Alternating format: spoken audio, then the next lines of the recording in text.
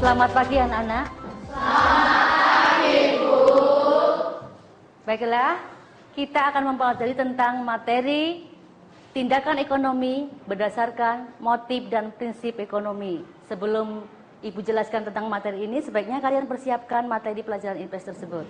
Kalian buka materi bab 3.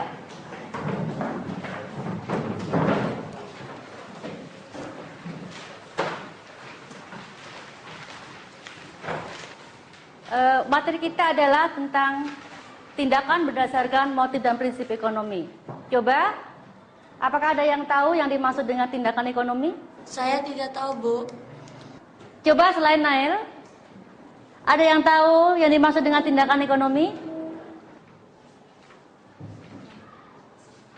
Baiklah, ternyata kalian masih bingung ya? Belum mengerti tentang apa yang dimaksud dengan tindakan ekonomi. Jika ingin berhasil dalam kegiatan ekonominya, manusia harus menerapkan prinsip ekonomi. Apakah yang dimaksud dengan tindakan, motif, dan prinsip ekonomi tersebut? Prinsip ekonomi artinya dengan pengorbanan tertentu akan mendapatkan hasil yang sebaik-baiknya. Tindakan ekonomi adalah tindakan yang dapat menghasilkan sesuatu yang bernilai ekonomi atau dapat diukur dengan uang. Sedangkan motif ekonomi adalah suatu dorongan terhadap seseorang untuk melakukan tindakan ekonomi. Misalnya, dengan bekerja untuk mendapatkan upah dan dari upah tersebut akan dapat memenuhi kebutuhannya.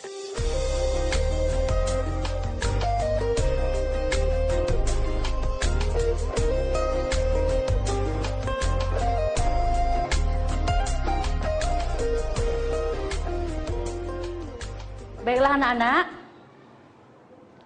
kali ini kita akan belajar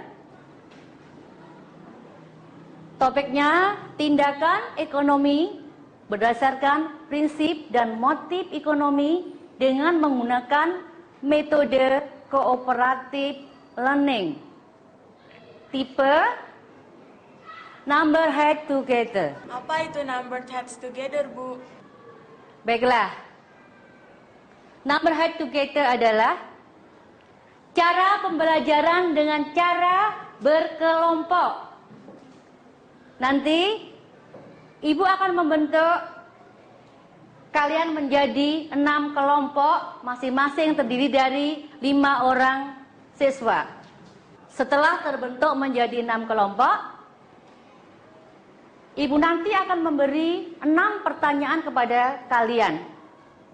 Dan masing-masing kelompok nanti akan menyatukan ide-ide atau pikirannya hasil dari diskusi tiap-tiap kelompok. Setelah selesai berdiskusi,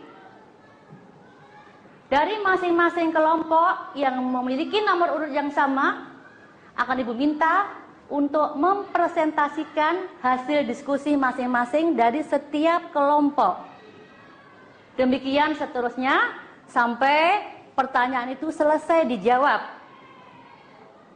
Bagi siswa yang kelompoknya berhasil menjawab benar, mendapat nilai 100. Bagaimana anak-anak? Mengerti belum metode yang Ibu sampaikan? Metode cooperative learning ini dengan tipe number head together. Silakan kalian mengerjakan tugas yang Ibu berikan dengan cara bekerja sama.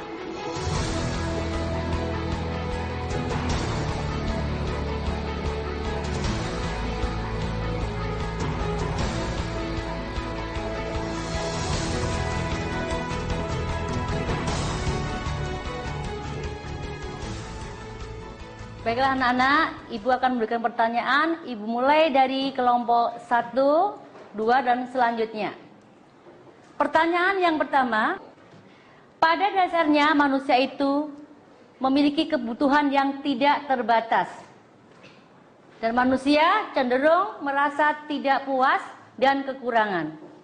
Untuk mengatasi masalah tersebut, manusia berusaha menggunakan titik-titik. Tindakan ekonomi. Bagus, 100 untuk kelompok Maya. Dorongan atau alasan seseorang untuk melakukan kegiatan ekonomi disebut dengan titik-titik. Motif ekonomi. 100 buat kelompok Dita. Pertanyaan yang ketiga, seorang pengusaha memberikan bantuan kepada orang yang terkena musibah, memberikan santunan kepada fakir miskin, membangun tempat ibadah. Hal tersebut didorong oleh motif titik-titik. Motif sosial. Pengusaha akan dipuji oleh masyarakat dan bahkan dapat mempengaruhi masyarakat atau lingkungannya. Di samping bantuan yang tanpa pamrih akan mendapatkan kebahagiaan dan kepuasan batin bagi pengusaha tersebut. Oke, sangat sempurna. 100 buat kelompok Agnes.